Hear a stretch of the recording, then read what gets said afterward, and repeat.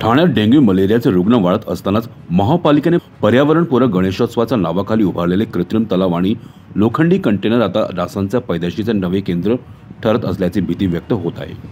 विसर्जनानंतर साचलेले दूषित पाणी नागरिकांच्या आरोग्यास गंभीर धोका निर्माण करणारी आहे। विसर्जनाच्या काळात अनेक तलाव रिकामे पडले, तर काही ठिकाणी मूर्ती विसर्जन झाल्यानंतर पाणी दूषित अवस्थेत आहे।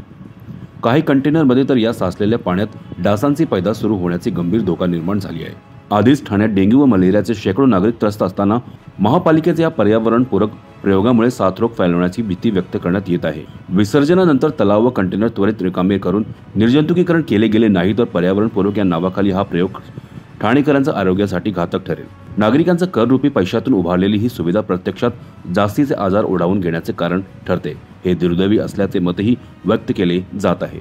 महापालिकेने विसर्जनाची जबाबदारी पूर्ण केल्यानंतर लगेचच ही तळी व कंटेनर रिकामे करून त्यांची योग्य विल्हेवाट लावणे अपेक्षित होते, मात्र वास्तवात हे दिवसांदिवस तसेच पडून राहिले आहेत। नागरिकांच्या तक्रारी असूनही प्रशासन गंभीरपणे दखल घेताना दिसत नाही। शासन व महापालिकेने जर खरोखरच पर्यावरणपूरक गणेशोत्सव साध्य करायचा असेल तर केवळ दिखाव्यापुरता सुविधा न उभारता त्याची वैज्ञानिक व परिणामकारक अंमलबजावणी करण्याची गरज आहे। अन्यथा पर्यावरणपूरक या नावाखाली ठाणेकरांच्या आरोग्याशी खेळले जात असल्याचा ठपका येत्या काळात प्रशासनावर ठेवला जाईल। CEN न्यूज, देश प्रदेश की ताजा तरीन खबरों के लिए CEN न्यूज को सब्सक्राइब करें और रहें पल पल की खबर से हर पल बाखबर।